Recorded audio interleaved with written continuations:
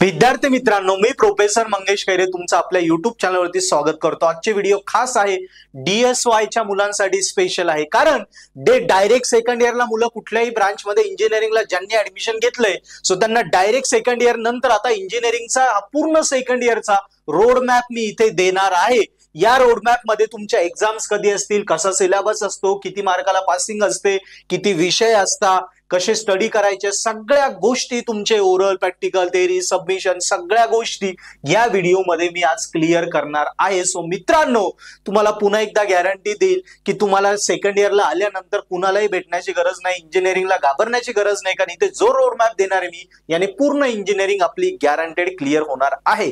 So मित्रांनो, चला आपण स्टार्ट करूया। जेव्हा तुम्ही आता इंजिनिअरिंगला आलेले आहात, डायरेक्ट सेकंड इयर ऍडमिशन घेतलंय, सो हा व्हिडिओ बघितल्यावर आपल्या मित्रांनाही नक्की शेअर करा, कारण त्याला सुद्धा अभ्यासाला खूप जास्त हेल्प होणार आहे। मित्रांनो बघा, सेकंड इयर मध्ये आल्यानंतर पहिल्यांदा तुमचं सेमिस्टर कसं असतं पहिल्यांदा आपण समजून घेऊया स्टेप बाय स्टेप।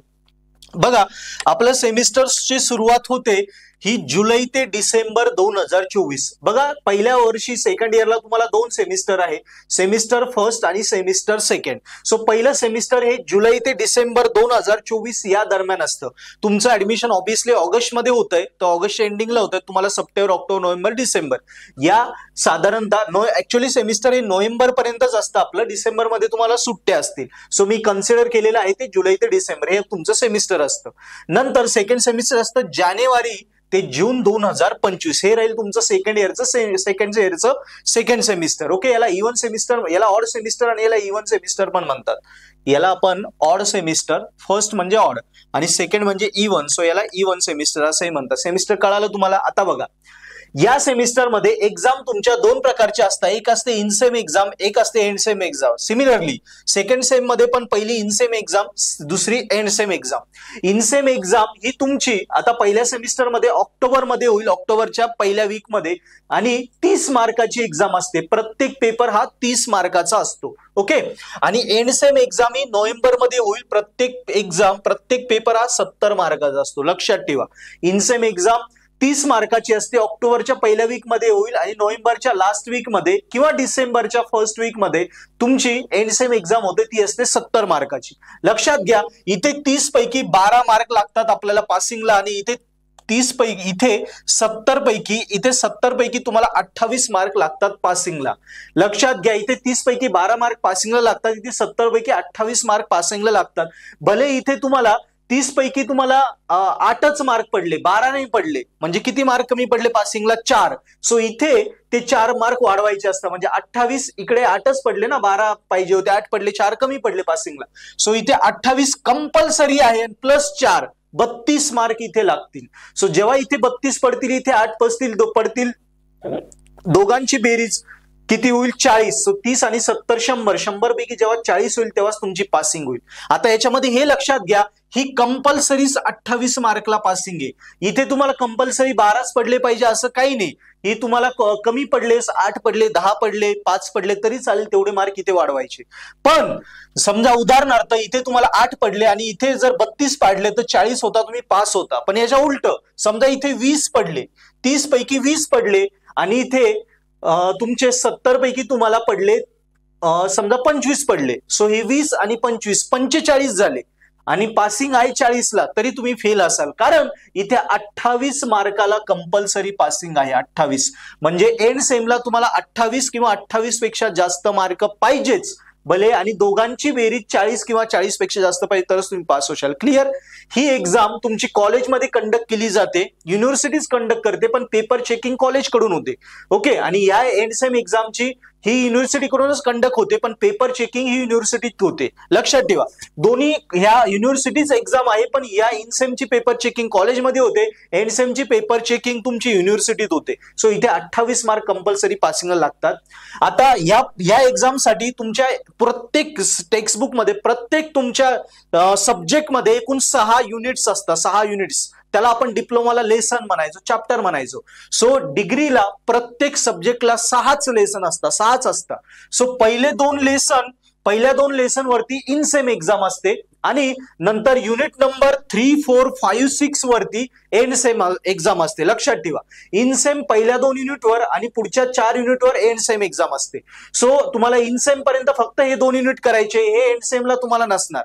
आणि एंड सेमला तुम्हाला फक्त हे युनिट रेफर करायचे, 3, 4, 5, 6 पहिले 2 नसणार. क्लिअर? आता पुढे येऊया.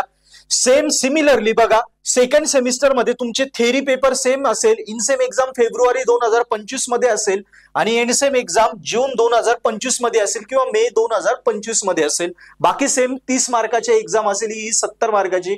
12 मार्कला पासिंग असेल, इथे 28 मार्कला. याच्यावरती युनिट 1 आणि 2 वरती असेल सेम, आणि इकडे युनिट 3, 4, 5, 6 म्हणजे इकडे पण युनिट 3, 4, 5, 6 या प्रकारे असतं. एक्झाम क्लिअर झाल्या थेरीच्या. आता बघा, TH म्हणजे थेरी असतं, हे इंजिनिअरिंगचे शॉर्टकट आहे. PR म्हणजे प्रॅक्टिकल, OR म्हणजे ओरल. सो याच सेमिस्टर मध्ये, सेमिस्टर 1 किंवा सेमिस्टर 2 मध्ये बघा, समजा तुम्हाला या सेम मध्ये 2 प्रॅक्टिकल असले तर पुढच्या सेम मध्ये 1 प्रॅक्टिकल राहील, आणि या सेम मध्ये 2 प्रॅक्टिकल असले तर 1 ओरल राहील, किंवा त्याच्या उलट 1 प्रॅक्टिकल आणि 2 ओरल. म्हणजे 3 आपल्याला गोष्टी, आपल्याला rather than theory paper 3 exam द्याव्या लागतात. त्याच्यात 2 प्रॅक्टिकल 1 ओरल, किंवा 1 प्रॅक्टिकल 2 ओरल.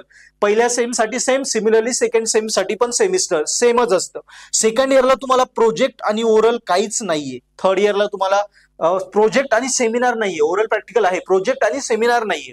हे तुम्हाला थर्ड इयरला आणि लास्ट इयरला असतील. ओके, आता बघा, या एक्झाम कधी होता, ओरल प्रॅक्टिकलच्या एक्झाम कधी असतात बघा. पहिल्यांदा आपलं सबमिशन होतं, सेमिस्टर एंडिंगला पहिल्यांदा आपलं सबमिशन होतं. सबमिशन नंतर आपल्या ओरल प्रॅक्टिकल एक्झाम होता. ओरल प्रॅक्टिकल एक्झाम या नेहमी आपल्या एंड सेम थेरी एक्झामच्या आधी होता. सबमिशन, एंड सेम एक्झाम आणि त्याच्यामध्ये ओरल प्रॅक्टिकल एक्झाम असतात. तो पहिल्या सेमिस्टर मध्ये म्हटलं तर तुम्हाला कळेल की बघा, साधारणतः बिफोर नोव्हेंबर मध्ये या एक्झाम होतील, बिफोर थेरी एक्झाम. ओके, आणि सेकंड सेमिस्टर मध्ये मे एंडिंगला किंवा जूनच्या स्टार्टिंगला तुमच्या ओरल प्रॅक्टिकल एक्झाम होतील. ओरल प्रॅक्टिकल एक्झाम या 50 मार्काच्या असतात, आणि पासिंग बघा 50 पैकी 20 मार्कला ओरल प्रॅक्टिकल मध्ये पासिंग असते. सो ओरल प्रॅक्टिकल या 50 मार्काची एक्झाम असते. हे क्लिअर झालं? पुढे जाऊया. पुढे बघा, आता सब्जेक्ट पहिल्या सेम मध्ये 5 थेरी सब्जेक्ट असतात, दुसऱ्या सेम मध्ये 5 थेरी सब्जेक्ट असतात. असे एकूण आपल्याला 10 थेरी सब्जेक्ट असतात. क्लिअर? लक्षात ठेवा. त्याच्यानंतर सिलेबस बघा, हा तुमचा जो सिलेबस आहे आता, हा सेकंड इयरचा पूर्ण सिलेबस हा क्रेडिट बेस्ड सिस्टीमवर आहे. क्रेडिट बेस्ड सिस्टीमवर आहे म्हणजे तुमच्या एका वर्षाला 44 क्रेडिट असतात. क्रेडिट हे तुमचे थेरी पेपरला ओरल, प्रॅक्टिकल आणि टर्म वर्क याच्यामध्ये डिवाइड केले असतात. काही पेपरला 2 क्रेडिट असतील, काही पेपरला 3 असतील, काहींना 1 असेल. अशा प्रकारे तुमचे टोटल क्रेडिट एका वर्षाचे 44 असतात, आणि 44 पैकी 50% म्हणजे 22 क्रेडिट जर तुमचे भरले तरच तुम्ही पास होऊन थर्ड इयरला जाऊ शकता. ओके, जेव्हा 44 क्रेडिट पूर्ण भरता तेव्हा तुम्ही ऑल क्लिअर होता, पण ऍटलीस्ट तुम्हाला थर्ड इयरला जाण्यासाठी 50% म्हणजे 22 क्रेडिट क्लिअर पाहिजे. ओके, लक्षात ठेवा. आता पुढे येतं सबमिशन. बघा, सबमिशन हे दोन्ही सेमिस्टरला असतं तुमचं. मी जसं सांगितलं, सेमिस्टरच्या एंड सेम एक्झामच्या आणि ओरल प्रॅक्टिकल एक्झामच्या आधी आपलं सबमिशन असतं. पहिल्यांदा सेमिस्टर एंडिंगला, म्हणजे या पहिल्या सेमिस्टरमध्ये नोव्हेंबरच्या एंडिंगला आणि दुसऱ्या सेमिस्टरमध्ये मेच्या एंडिंगला पहिलं सबमिशन होईल. सबमिशन मध्ये तुम्हाला राईट ऑफ कम्प्लिशन करावं लागतं. सो सबमिशन होईल, सबमिशन नंतर ओरल प्रॅक्टिकल आणि त्याच्यानंतर मग थेरी एक्झाम, असा पॅटर्न असतो.